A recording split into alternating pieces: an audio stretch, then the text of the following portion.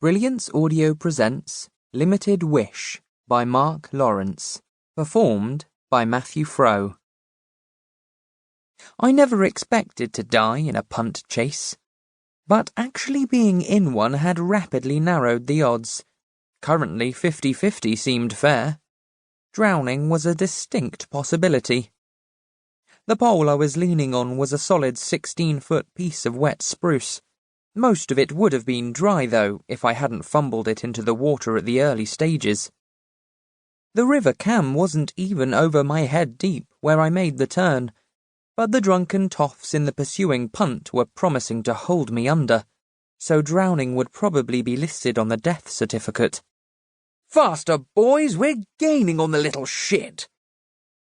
When steering a punt, it pays to plan ahead.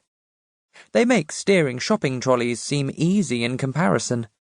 It also helps to have had more than one previous go at punting.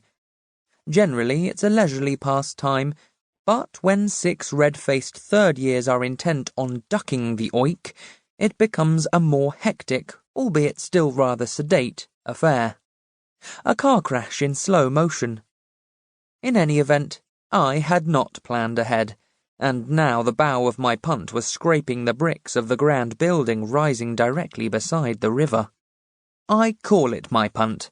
In truth, all of us had jumped into rental punts and made off without paying. But, ownership aside, it was certainly my neck that was on the line. The boat juddered along, slowly turning parallel to the wall. All I could do was struggle to stay upright on the stern platform, while not losing hold of my pole. "We've got the bastard now!"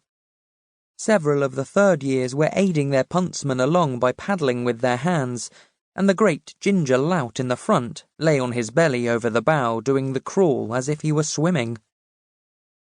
Only the fact that they were so drunk had kept me ahead this long. Like me, they were all in bow ties and dinner jackets, and the puntsman sported a deep purple cummerbund.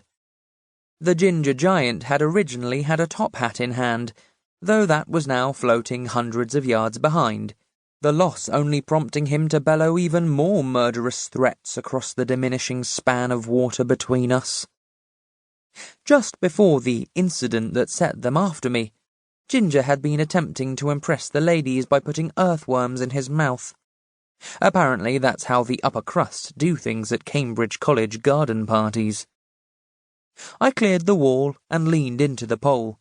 Get the angle wrong and it digs into the riverbed, leaving you with the choice of either letting go or staying with the pole while the punt heads off.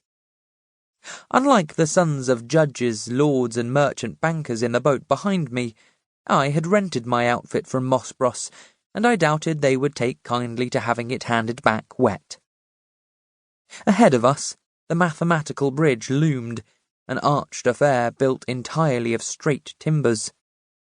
A small but growing crowd of amused onlookers watched the chase over the railings. "Got you!"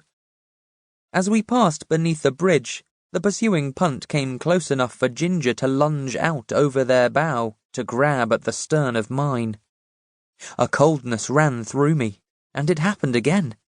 That thing that had started with the running girl and had been happening ever since with steadily increasing frequency.